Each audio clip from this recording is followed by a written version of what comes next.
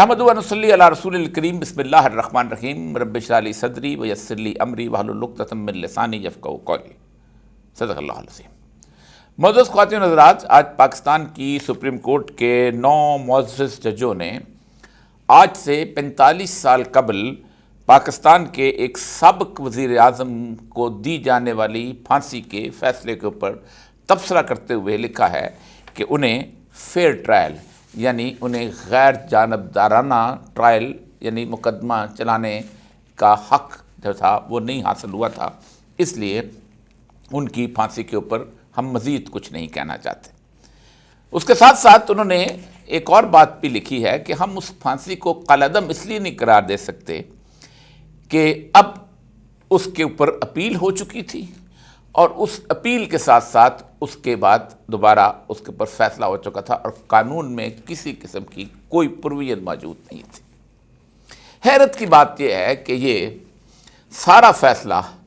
اس لمحے ہو رہا ہے کہ جس وقت پاکستان کا ایک اور سابق وزیر اعظم فیئر ٹرائل سے محروم ایک جیل کے اندر اپنے مقدمات کا سامنا کر رہا۔ کس قدر حیران کن بات ہے کہ کہا جاتا ہے کہ ہم ذوالفقار علی بھٹو کی دی گئی پھانسی جو ہے اس کو بالکل اس لیے قلعدم نہیں قرار دے سکتے کیونکہ انہوں نے وہ تمام ایونیوز جو تھے ان کے بارے میں، کیونکہ پہلے ہائی کورٹ میں مقدمہ چلا، پھر سپریم کورٹ میں چلا، پھر اس کے بعد انہوں نے نظر ثانی یعنی ریویو کی پٹیشن فائل کی اور اس کا بھی فیصلہ ہو چکا تھا۔ لیکن چند دن پہلے میاں محمد نواز شریف کی ریویو پٹیشن کے اوپر جب فیصلہ ہو چکا کہ وہ پوری زندگی کے لیے نااہل ہیں، لیکن پھر ایک دربار سجایا گیا اور انہیں نااہلی سے نکال کر دوبارہ پاکستان کے وزیر اعظم بننے کا اہل قرار دیا گیا۔ یہ تو الگ بات ہے کہ ان کی اپنی قسمت یا ان کو ناپسندیدگی کا عالم اپنی پارٹی کے اندر اس طرح کا بن گیا، یا لوگوں نے یا ان کے اپنے ساتھیوں کے معاملے میں جو ان کے پارٹی ساتھیوں نے وہ دوبارہ بیچارے نہ بن سکے، ورنہ پوری کوشش کی گئی تھی۔ ذوالفقار علی بھٹو آج 45 سال کے بعد اس کی پھانسی کے بارے میں یہ گفتگو کی گئی ہے اور کہا گیا ہے کہ انہیں فیئر ٹرائل نہیں ملا۔ میں سمجھتا ہوں کہ اگر انہیں فیئر ٹرائل مل بھی جاتا تو جس طرح کا یہ فیصلہ اس وقت کیا گیا تھا شاید اس سے مختلف فیصلہ نہ ہوتا۔ اگر آج ذوالفقار علی بھٹو کی پھانسی کو یہ کہہ کر مسترد کر دیا جائے کہ وہ پھانسی غلط ہوئی تھی تو پھر پورے پاکستان کی عوام کے سامنے سوال یہ ہے کہ اس وقت نواب محمد احمد خان کا قاتل کون تھا، اور کیا وہ قاتل وہی شخص نہیں تھا کہ جس نے اسمبلی کے اندر کھڑے ہو کر یہ فقرہ بولا تھا جو آج اس وقت میرے سامنے وہ فقرہ گونج رہا ہے کہ I had enough of him، میں ایسے مزید برداشت نہیں کروں گا، اور یہ اس دور کے واشنگٹن پوسٹ کی وہ خبر ہے جس کے اندر وہ فقرے جو ہیں وہ گونجتے ہوئے نظر آتے ہیں کہ اس نے اس طرح کی صورتحال پیش کی تھی۔ ذوالفقار علی بھٹو کا دور صرف نواب محمد احمد خان کے قتل سے عبارت نہیں ہے، بلکہ ذوالفقار علی بھٹو کو جو بھی بری آواز لگتی تھی اس کو دبا دیا جاتا تھا۔ ڈاکٹر نذیر احمد 1970 کے انتخاب میں ڈیرہ غازی خان میں وڈیروں اور جاگیرداروں کے مقابلے میں ایک عام آدمی کے ووٹ سے جیتے تھے۔ ایک چھوٹا سا ہومیوپیتھ ڈاکٹر جو سائیکل پہ آیا کرتا تھا، لیکن بالکل ہی آغاز میں جب بنگلہ دیش کے معاملے میں انہوں نے اسمبلی میں تقریریں کیں تو اس شخص کو قتل کر دیا گیا۔ میں اس شخص کو جو اس وقت ایس پی ہوتا تھا، پھر وہ ڈی آئی جی بنا، میں اس سے ملا ہوں۔ وہ اس کو اپنی بے بسی کا جو اظہار کرتا تھا، وہ بلوچستان میں ہمارے ساتھ آ کے کچھ دیر کے لیے پوسٹ بھی رہے تھے، وہ صاحب بعد میں ایک انٹلیکچوئل زندگی گزارنے لگ گئے تھے۔ اس دور میں خواجہ رفیق، سعد رفیق کے والد صرف اس لیے قتل کر دیے گئے تھے کہ ان کی آواز ذوالفقار علی بھٹو کے کانوں کو اچھی نہیں لگتی تھی۔ صمد خان اچکزئی، محمود اچکزئی کے والد، اس طرح بے شمار ایسے لوگ ہیں، تقریباً 35 قتل جو تھے اس بھٹو دور کے اندر تھے، اور اپنے لوگ جو تھے ان کو چھوڑ کے جا رہے تھے. حنیف رحمانی چھوڑ گئے تھے, غلام مصطفیٰ کھر چھوڑ گئے تھے, جے رحیم چھوڑ گئے تھے, ڈاکٹر مبشر کون نہیں تھا کہ جو جبر اور استبداد کے اس دور کے اندر بھٹو صاحب کی جمہوریت کو چھوڑ کے نہیں چلے. اس فیصلہ لکھنے والوں کو یہ یاد نہیں آیا, خاص طور پہ جناب قاضی فائز عیسیٰ صاحب, آپ تو بلوچستان سے تعلق رکھتے ہیں, کہ جس وقت یہ فیصلہ آپ نے لکھا فیئر ٹرائل کا, اسی دور کے اندر بلوچستان کے اور اس وقت کے صوبہ سرحد یعنی کے پی کے مختلف سیاسی رہنماؤں کو فیئر ٹرائل نہیں مل رہا تھا, اور وہ تھا حیدرآباد سازش کیس. حیدرآباد سازش کیس میں خان عبدالولی خان, نواب خیر بخش مری, عطا اللہ مینگل, غوث بخش بزنجو اور ہمارا بیچارہ شاعر حبیب چالب بھی تھا, جس پر غداری کا مقدمہ چلا تھا. کس قدر حیرت کی بات ہے کہ حبیب چالب کو جب وہ ایوب خان کے زمانے میں ایسے دستور کو صبح بے نور کو میں نہیں مانتا گایا کرتا تھا, اس وقت اس پر غداری کا مقدمہ نہ چلایا گیا, لیکن بھٹو صاحب آپ کے دور میں اس پر غداری کا مقدمہ چلا, اور یہ مقدمہ بالکل عین اسی طرح چلتا تھا جیسے آج عمران خان کا جیل کے اندر مقدمہ چلتا. اور مجھے اچھی طرح یاد ہے کہ ولی خان سے انٹرویو لیا تو جب ذوالفقار علی بھٹو صاحب اپنا مقدمہ چل رہا تھا ان کے خلاف, تو جیسے وہ یہ تصویریں دیکھیں ذرا سا, جیسے وہ اپنے پورے سوٹ کے اندر ملبوس ہو کر آیا کرتے تھے, تو اس وقت ولی خان نے کہا تھا کہ کاش بھٹو صاحب اس دکھ اور اس درد کو محسوس کرتے کہ جب مقدمہ جیل کے اندر چلتا ہے اور صرف آپ کے وکیل آپ کے سامنے حاضر ہوتے ہیں, نہ آپ کو اس طرح کا سوٹ پہننے کی اجازت ہوتی ہے, نہ وہاں پر لوگ ہوتے ہیں, نہ وہاں میڈیا ہوتا ہے. یہی صورتحال آج عمران خان کے ساتھ ہے. اس کی کوئی حیثیت اس لیے نہیں ہے اس مقدمے کی کہ آج یہ مقدمہ 45 سال بعد بالکل ایسے لگ رہا ہے کہ سیدنا زین العابدین جب واقعہ کربلا کے بعد پورا قافلہ ابن زیاد کے دربار میں لایا گیا تھا کوفہ میں, تو کوفہ والے بہت رو رہے تھے, تو انہوں نے کہا تھا ہمیں کوفہ کے لوگوں, ہمیں ابن زیاد کی فوج کی اس جبر اور بربریت اور ظلم سے اتنا دکھ نہیں ہوا جتنا تمہاری خاموشی اور رونے کا دکھ ہو رہا ہے 45 سال بعد. اور آپ اس وقت کے سارے عرصے کے اندر یہ سب کچھ اب کیوں ہوا ہے؟ 2011 کے اندر یہ کیس جو ہے سپریم کورٹ کو پیش کیا گیا, 7 اپریل 2011 آصف علی زرداری صاحب نے یہ کیس پیش کیا. آج تقریباً 13 سال کے بعد اس کا فیصلہ ہو رہا ہے. یہ فیصلہ کس لیے ہو رہا ہے؟ ذوالفقار علی بھٹو کس لیے ہیرو بنایا جا رہا ہے؟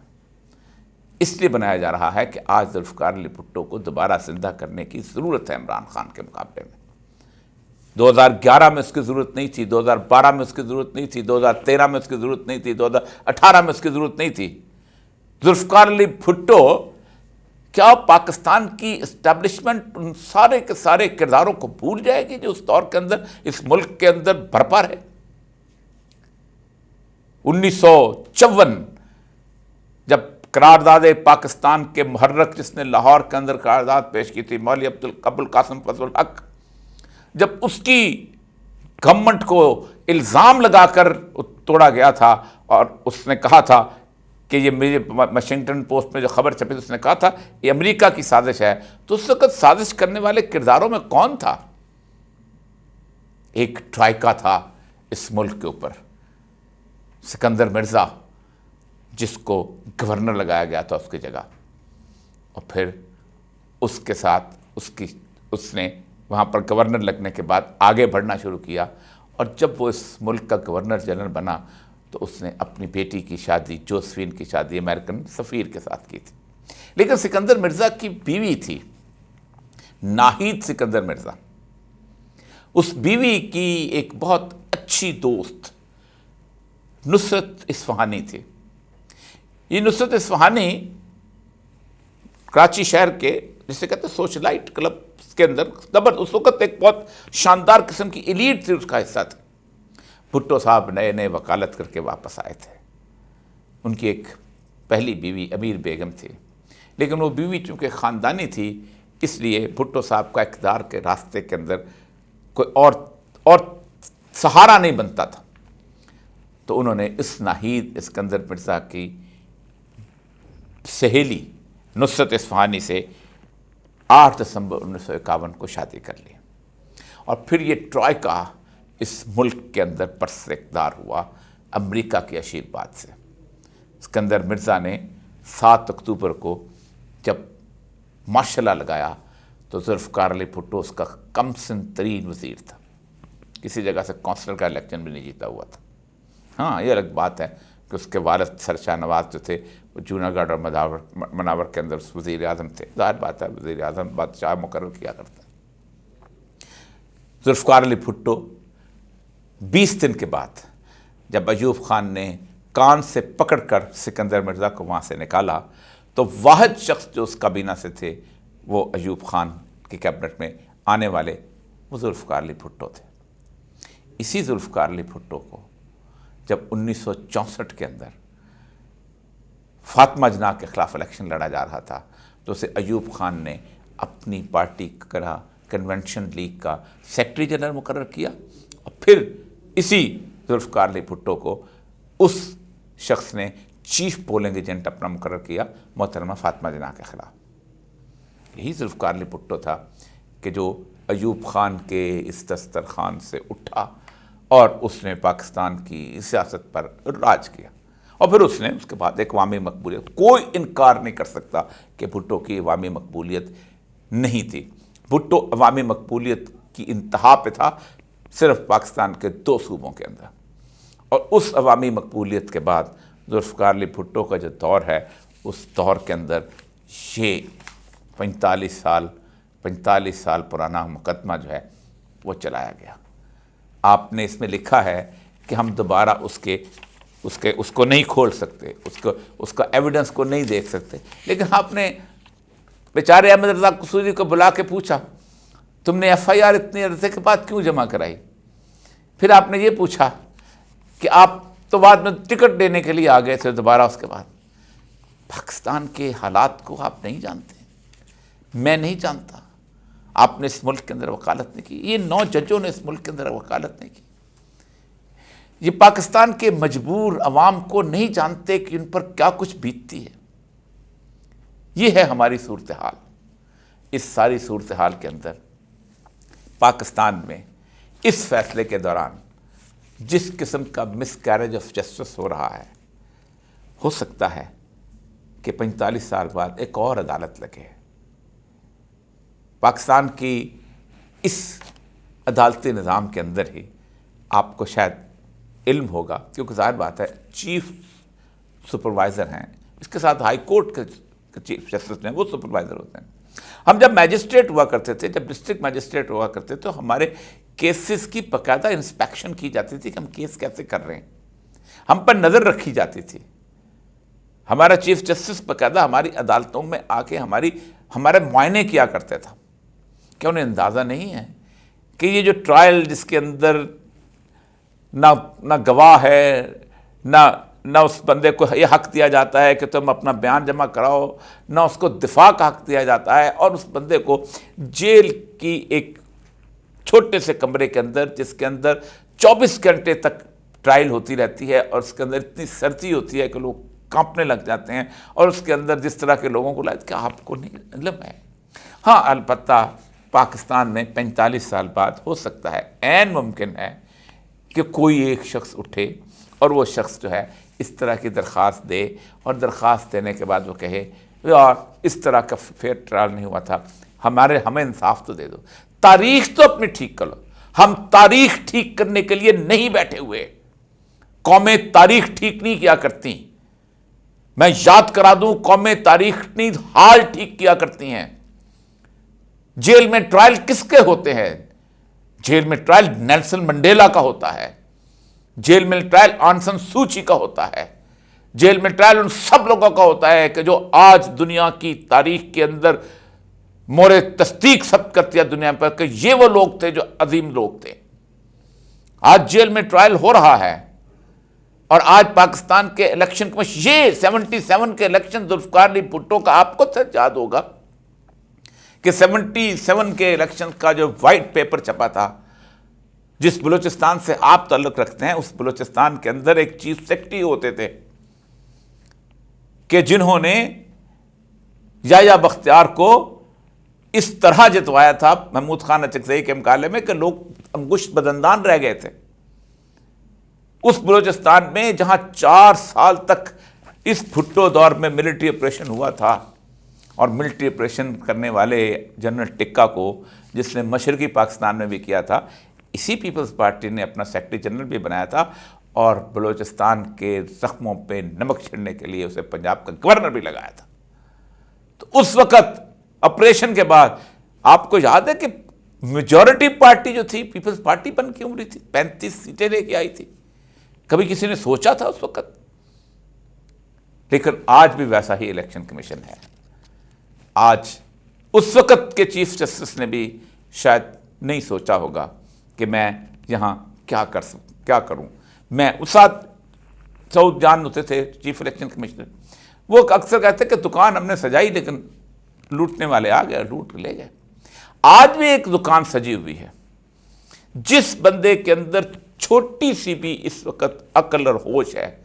اسے پاکستان کے الیکشن کمیشن کی ویب سائٹ پر آئے ہوئے جو فارم ہیں، فارم 45 ہے، وہ جو اس کو پڑھنے کے بعد اس کو اگر اللہ نے یہ اختیار دیا وہ تھوڑا سا، چلو اللہ نے نہیں دیا، آپ نہیں مانتے ہوں گے، ہو سکتا ہے کہ میں مانتا ہوں گے، نہیں ہو سکتا ہے آپ مانتے ہوں، کیونکہ آپ تو بیسیکلی آئین پہلے رکھتے ہیں اور اس کے بعد آپ قرآن رکھتے ہیں، پھر اس کے بعد کوئی اور چیز رکھتے ہیں، کیونکہ آپ سمجھتے ہیں کہ بالا تر آئین ہے، آپ کی خود اپنی تقریر ہے۔ لیکن کیا اس آئین کے تحت تھوڑا سا آپ کو اندازہ ہے کہ آپ کو اس آئین نے ایک اختیار دیا ہے کہ جب کبھی مس کیریج آف جسٹس ہو رہا ہو کسی معاشرے کے اندر، اور وہ میٹر آف پبلک امپورٹنس ہو جائے، تو آپ اس کے اوپر سو موٹو لیتے ہیں۔ لیکن شاید 45 سال کے بعد کوئی اور چیف جسٹس ہوگا، کوئی اور صدر ہوگا، اور کسی اور زمانے کے اندر یہ گفتگو ہو رہی ہوگی۔ لیکن شاید حالات ایسے ہیں کہ 8 فروری کو اس قوم نے یہ فیصلہ دیا ہے، وہ 45 سال انتظار نہیں کرے گی، وہ شاید 45 دنوں کے اندر اپنا فیصلہ سنا دے۔ یاد رکھیں، جس خطے میں، جس ملک میں اور جس علاقے میں قوموں کے سروں سے انصاف کی چادر چھین لی جاتی ہے اور انہیں اس بات پر مجبور کر دیا جاتا ہے کہ وہ اپنے فیصلے خود لکھیں، تو وہ دن مقتدر لوگوں، اشرافیہ اور صدیوں سے عیش و عشرت کی زندگی گزار کر لوگوں پر حکمرانی کرنے والوں کے لیے بہت برا دن ہوتا ہے۔ وآخر دعوانا ان الحمدللہ رب العالمین۔